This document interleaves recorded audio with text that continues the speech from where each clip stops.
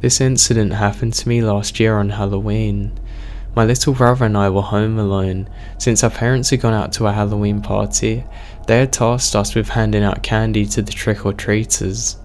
This bummed out my brother and I because we had had plans to go out trick-or-treating with a few of our friends. Our parents had told us that we were way too old to be out trick-or-treating, and that instead we could invite friends over to the house to hang out with.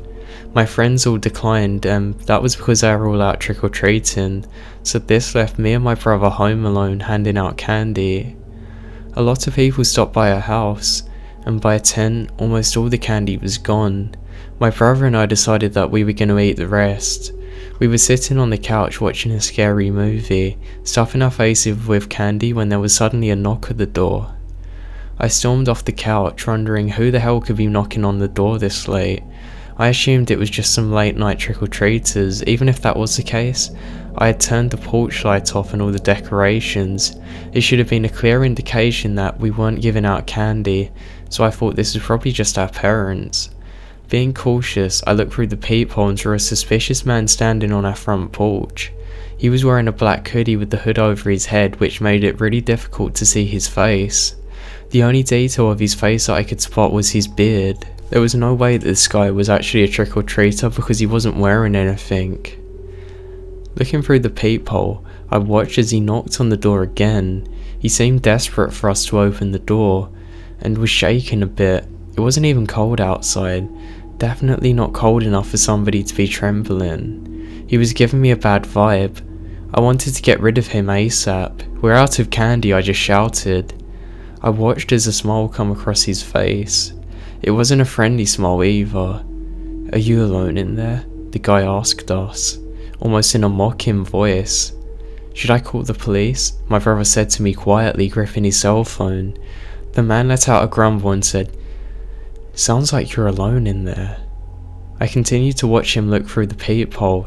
His hands were welded tightly in his pockets and he was shaking a bit. I began to wonder if he was armed.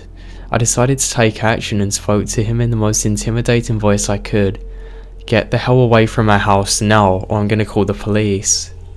His smile faded and I could see all of his bare teeth. His teeth were really yellow.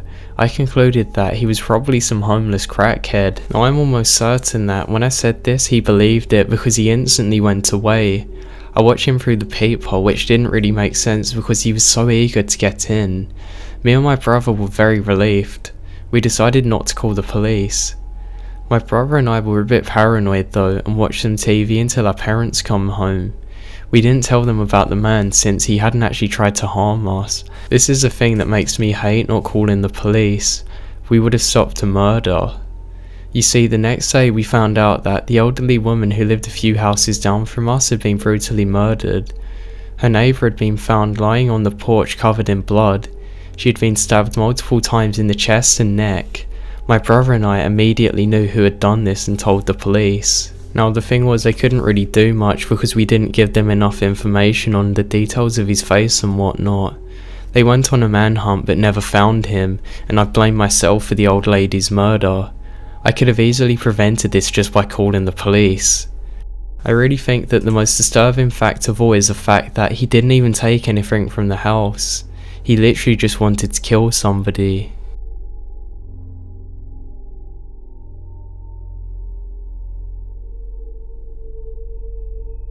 When I was a young child, I would always go out trick-or-treating on Halloween.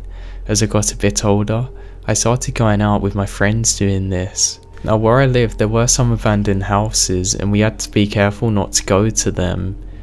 On this one night in particular, we had raided as many houses as we could to get candy off of the owners, and there was this one house left. I didn't feel like I had enough candy and I decided to go up to there. All of my friends were too scared to go with me. Now I knocked on the door and I didn't get a reply. I looked back and my friends were nervously laughing, saying that make sure the ghosts don't answer. I knocked on it again and still there was no reply. I then shouted out, "Can't you just open this stupid door and give me candy?" I then was halfway to walking up to where my friends were, and the door immediately swung open with such force that it caused the door frame to break a little bit. We all ran back but retreated just enough to see who it was. As we looked back, we couldn't see anybody. We were half expecting to be chased out there. After pondering what to do for a few minutes, we decided to go and venture inside with all of us. We thought we'd have safety in numbers. As we got in there, this is probably what was most terrifying. There was literally no one. There was just the 2 glass windows at the front, and the rest of it had all been cleared out and was completely empty. There wasn't anywhere that anybody could run or hide. It was just literally completely empty. What's worse is we knew nobody had escaped because we would obviously have seen them. How on earth did whatever that was open the door with such force that it actually broke past the door frame? It's needless to say that all of us ran for our lives and never went back there. The place has now been demolished and we never know what actually happened that night.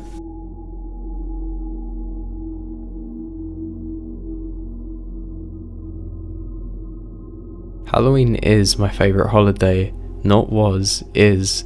Despite the events that unfolded one crisp Halloween's Eve when I was about 16. At the time I lived with my parents, younger brother, older stepbrother and cousin in a big but old house that sat in a cul-de-sac close to Maine. Behind it ran an alleyway flanked by apartments, and it had a huge yard that my basement bedroom looked out upon. We lived in a small town. Crime seemed very minimal. I'd made my way out that Halloween night with the happiest of feelings for the best day of the year. It wasn't just what happened that night though. It was, of course, what came after. One small incident that come before. A few days before Halloween, my stepbrother and cousin arrived to discover a pickup truck full of dudes taking pictures of our house. Weird, but when approached, they seemed pretty friendly and complimented our Halloween setup. To be fair, it's pretty great. The men then sped off without incident and were quickly forgotten. My stepbrother and cousin both re-entered the story Halloween night, the big event itself, at about 3 AM. Both had been out drinking with their friends, and as such, both had left their respective vehicles and braved the icy walk on their own. Cousin arrived home first, but couldn't seem to get his keys to unlock the door, so he just sat on the porch and waited for my stepbrother. He showed up about half an hour later. He joked around with my cousin for not being able to unlock the door. He then went to try for himself and had no luck. So they bit the bullet and called my mum, waking her up to let them in. She was of course unimpressed having to open the door for them idiots in this time of night, but she didn't buy their story about the wonky lock. They insisted though, and to shut them up she finally relented and tried the key. She too though couldn't get the key in the lock. Annoyed and now tired and just confused, she said that this is a problem that they're gonna solve tomorrow. One other person arrived home late that night. Me. Though I arrived much earlier than those two and was about in bed by around midnight, I woke up close to 1 AM, still tired. All I could feel was anxiety and I don't know why. At first I tried to tell myself that I'd just gotten a bit too into the holiday spirit and had scared myself. But then, I noticed there was a shadow.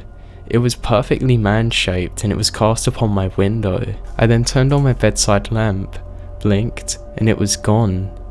It wasn't unusual, mind you, to see the shadows of people harmlessly walking through the alley, and I told myself that's all that there was to it. Then, thereafter, this is what happened. I came home from school the next day. My parents were there, so was also a locksmith and the police. My parents were there because, well, that's where they lived. The locksmith because my mum had to call him. The police had been called to deal with the confusion as to why there was a knife in the lock. I was relieved to see that it was the only place that part of the knife had ended up, though they'd also found some slash marks at the bottom of our garage, on our screens on our windows, and one at the bottom of my bedroom. Somebody was seriously trying to get in and harm us. I'm just thankful that they stopped at the door and it wasn't one of us that ended up getting it.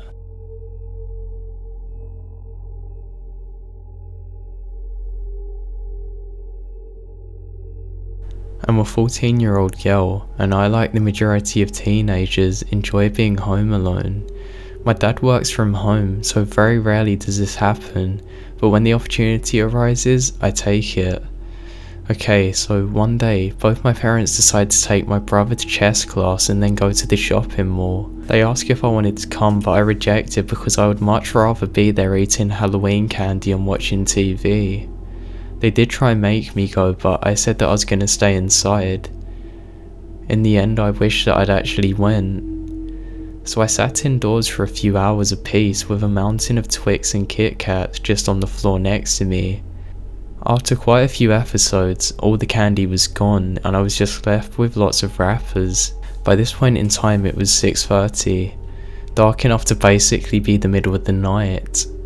I wasn't exactly comfortable to go outside in the dark, especially when the house next to me hasn't had anybody in it for years. This means that the bank people are constantly walking around it. However, the garbage bin is right next to the garage door and I can get outside and back and forth in about 5 seconds. I had all this candy that I had to throw away, so I decided that I'm gonna risk it. I went outside and threw the trash away. As I was turning to go back inside, I see a man walking by. This isn't really uncommon as I live in a busy street and live in an upper middle class area, so there's not much crime and people go walking at night all the time. I thought it was kind of weird that he was wearing all black because normally people want to be seen in the dark as to not be hit by cars. He was on his phone and didn't even look up at me, which I was thankful for because I was wearing a nightgown and my hair was a mess. I ran back inside and hit the button to close the garage. As the garage door was slowly coming down, the guy raced inside. I was in shock. I just stared at him. We made eye contact. He didn't have crazy eyes or anything, he actually looked normal. The garage door shut and he smiled at me. I shrieked and slammed the door that led into the garage and locked it. He then started to yell at me that he just wanted to be friends with me. Yeah, creepy guy, I'm home alone and I'm really going to be friends with you who's just literally ran into my garage. So I almost immediately called my parents. I probably should have called the police, but I didn't want to have them to come home and have this strange man jump out and attack them or something. They didn't pick up, of course. I texted them frantically, then called 911 who said they'd send out a squad car.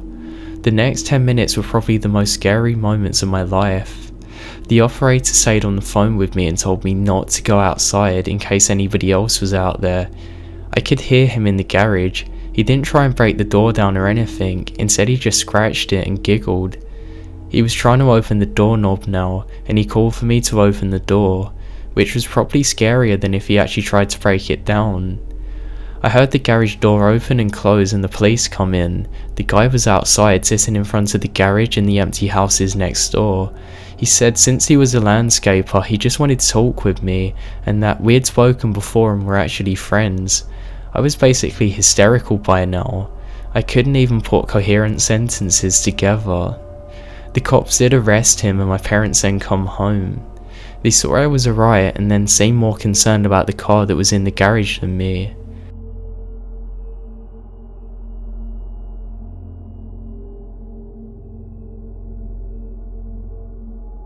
By this point in my life, I was way too old to be out trick-or-treating. I was a fully grown adult who'd just moved out into their new house, but that didn't mean that I didn't like giving out candy. But all of this changed about 2 years ago. I got lots of trick-or-treaters at Halloween night and I thought it was normal and actually quite enjoyed seeing kids' faces light up when I given them candy. There was one person, however, who was really weird. I could see them from my window before they actually rang my doorbell. They were kinda lingering around for a while and I thought they were nervous. It was hard to see because they're dressed in all black. I just went to sit down and expected them to go away, but about a minute later they actually knocked on my door. Thing was, when I opened it, there was somebody with a gun there demanding to hand over all the money in the house and that I wouldn't get killed this way. I escaped with my life, but I'm never gonna be the same.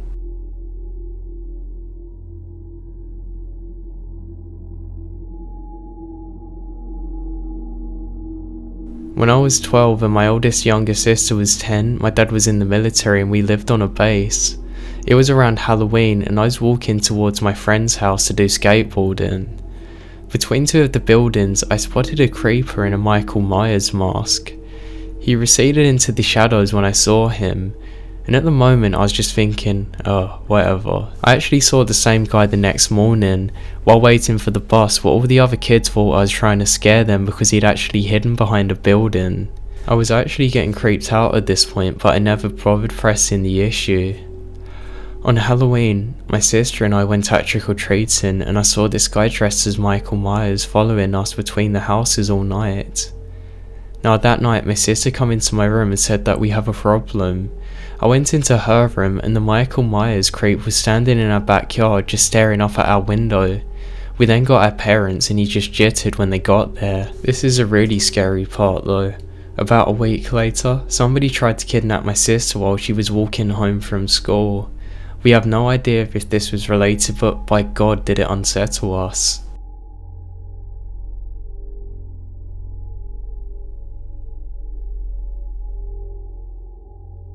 To start out, this story takes place on and off again throughout most of my life. It starts out as a typical my parents got a divorce when I was younger situation, but unfolded into much more. In fact, I'm still picking up the pieces of what happened. As it stands now, my father is dead. It was a ruled suicide, but I think that was only half of what happened. I'll talk about everything that led up to this, but more importantly, I believe that Mary definitely had a lead in all of this, or at least something to do with it. I don't know, I'll explain more now. My mother and father divorced when I was around 4. Almost everybody I know has gone through some kind of similar situation. I have 2 brothers, one older and one younger. We saw him about every other weekend and he paid the child support, you get the gist. One weekend visit, my father introduces this woman that he's seeing named Mary. Her eyes and hair are dark, her skin is pale, she had an obsession with the colour red. Something was off to me, I didn't know what it was, it really creeped me out. I didn't know it at the time, but Mary is one of the main reasons my parents got divorced. My father cheated on my mother with her. He met her while he was working as a waiter at a Red Lobster. Mary followed my dad everywhere. They got married pretty quickly and my mother and father divorced. I never knew that there was a wedding until later. My mum hated her, but she never badmouthed my father or Mary in front of my brothers and I. She felt it was important for us to not judge others, even if this woman was part of the reason that my mum and dad weren't together anymore. We continued to visit my dad and Mary's house though. I always associated their house with red. The house was always decorated with strawberries and stuff like that. It was kinda weird. Now Mary was just unnecessary drama for a while. Things like buying us toys that would keep us only at my dad and Mary's house, or saying that she wanted my father to have custody of us. I felt like these were harmless in a way. Every divorcing couple probably has this variation. Things carried on like this for a couple of years. Now I knew something wasn't right when I was about 7 or 8. I remembered the incident that confirmed this to me. My little brother was a super curious child when he was about 4. He had scooted a dining table chair from the fridge to go and get a cereal box on top. And when he reached for the top, he pulled down a handgun instead of a cereal box. I panicked and got my dad, who acted really funny about it. My memory is fuzzy, but I remember going home early that weekend and my dad didn't know that there was a gun at Mary's house. It was at this point that my mum started to have trouble with us going over there. My father got worse about being able to come and pick us up. He was very unreliable for the most part to begin with. I know that he got about 10 times worse so whenever he was around Mary. My mum told me later when I was much older that Mary called our house around this time of the gun incident and said, "I want your life." My mother is a really tough lady. She grew up in East LA in California, and even this scared her.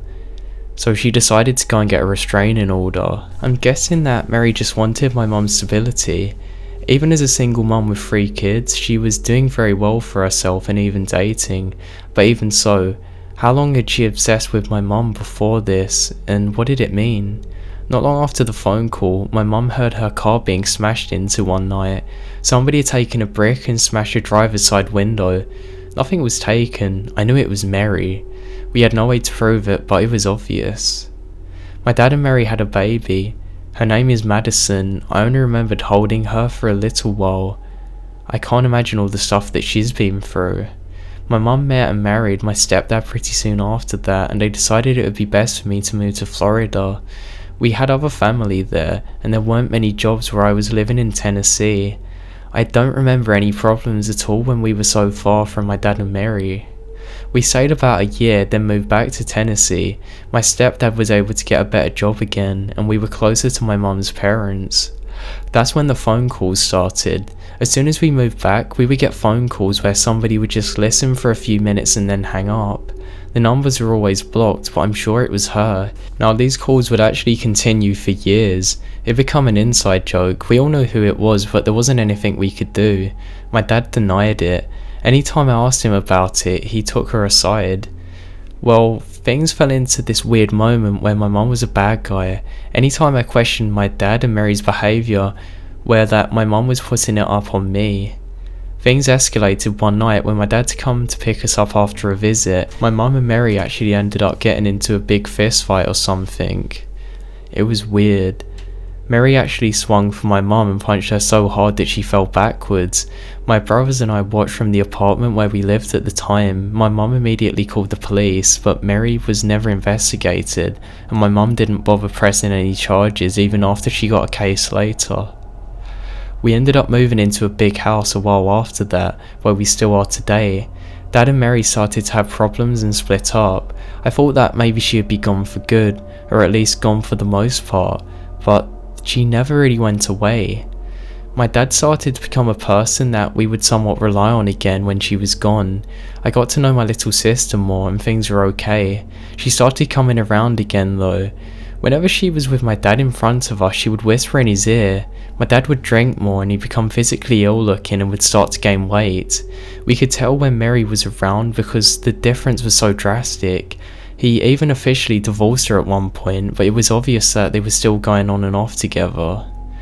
My brothers and I went to live our lives and we become too old for visiting the way we were. Whole weekend visits become just going to see my dad for an evening. The whole time, however, the phone calls never stopped. They aren't as frequent, but they were there in the background, like a reminder that she was always lurking. When I got into high school, visits from my dad about stopped altogether. Now it was actually pretty common to go a while without seeing or hearing from my dad. And with Mary, she was gone I thought. I hadn't seen her in years. I never saw her anywhere at all. The phone calls had actually stopped, but we had just got rid of the house phone. I was a freshman in college and I remembered it being right around the Halloween of 2009. I was shopping with my aunt for some cheap decorations at a Walmart by my house. I saw a woman walking slowly behind us and my aunt and I both did a double take. It was Mary. She was totally following us around the store. She looked like she was maybe 50 years older than when I last saw her and her clothes were terrible. My aunt kept elbowing me to go and talk to her because we weren't exactly sure if it was her. It could have been somebody who looked like her, right? I suddenly managed to get the nerve to say, "Is your name Mary?" "Yeah, it is. Are you Samantha? How are you?" Using my name like that really caught me off guard. She knew who I was and wasn't bothering to talk to me till then. She didn't even act like she was being cool. I asked her if she had spoke to my dad lately because it's been a while since I'd heard from him. She swore up and down that she hadn't spoke to him for months, which I later found out was a lie. This was at the beginning of my dad's going missing. After I saw her, something happened and it's hard to pinpoint exactly what happened before he disappeared completely. His cell phone was shut off and when I called his work at the casino where he'd been working for over 15 years, they said that he was no longer working there and they couldn't say why. My mum and brothers had actually filed a missing persons report. We didn't have to wait because it was already several months since he'd been missing. They helped us make a flyer and looked all over. Everything would just lead back to Mary though. I mean literally everything. It was about mid-November when we started talking to her. My mum and I called Mary and she told me that she had in fact seen my dad one night after Halloween. Mary told us that he was making a noose and that this would be the last time that anybody ever saw him. We honestly didn't want to believe that. My dad was an alcoholic. It wasn't uncommon for him to say such drastic stuff, but he never considered suicide. We told the detectives that Mary told us this and that they had her come in for questioning. She told the detectives a complete different story and kept changing the dates. There wasn't any evidence of anything though, so we couldn't do much. The detectives did however tell us that we shouldn't talk to her anymore and said that they don't know what she's capable of. Things went on like this until they found him on January 4th, 2010. He was found dead in a storage unit. He had his car pulled in, shut the unit door and let it run until he died. He'd been there for 63 days. There were several notes, all dated from November 2nd, one from my mum, one for each of his children, but there was an especially long note for Mary, where he dotted on her and spoke about how wonderful she was. The suicide note even said for her to take any insurance money and use it all on herself. The dates on the note were also very close to the time when Mary said she had seen him. There was a million things that could have happened, but I know that she had something to do with it. Even if my dad did actually kill himself, I know that she helped push him over the edge. I'm not one to just blame somebody. I know my father was a troubled man, an alcoholic, but there's something frustrating and absolutely horrendous about this woman, but there's zero evidence against her. Now, she wasn't actually allowed to come to the funeral. My mum and parts of his family put everything together.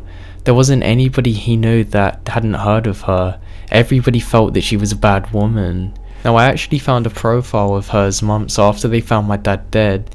There are only 5 or 6 photos of her and some guy obviously happy. They're all dated from January the 4th, 2010. The next year on January 4th, 2011, she showed up at the family's house. We didn't let her in the house and she kept saying something about having stuff from my dad's in her car that she needed to let us have. We told her to leave and that we were going to call the police. That night, somebody put red tissue paper in and around the mailbox. Even the next year, 2012, she called my mum and asked to meet her in some burger parking lot. She said she had some more of my dad's stuff to give us. My mum made my stepdad go instead of her, but she never showed. I feel like she wanted to do something bad to my mum. The next year, we didn't hear from her. I did some research and it turns out that she was put in jail for making meth. It made a lot of sense for some things, but I still have more questions than I do answers.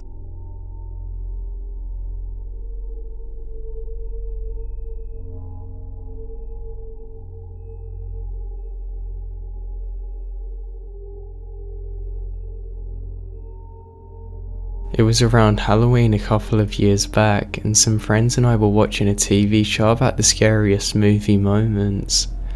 When the show ended, we decided to share some true stories that we had.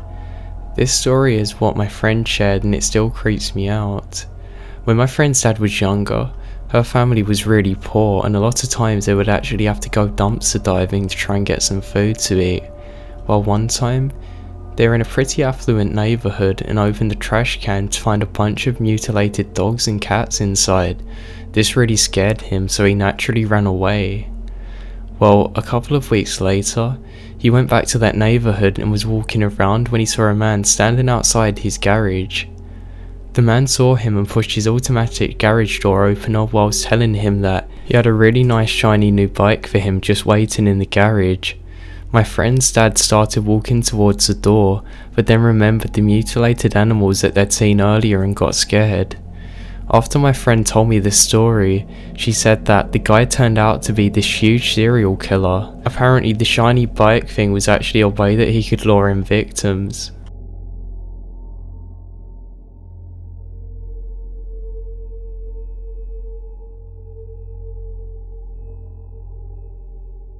About 12 years ago when I was 22, I worked at a video store. It was about 5 days before Halloween and my manager asked me if I could work there since everybody else wanted off. Being the good employee that I am, I asked if I could dress up. She agreed and said I could dress up as whatever I wanted. Can I dress up as a chick? I was actually joking until she thought that I wouldn't be brave enough to. Challenge accepted.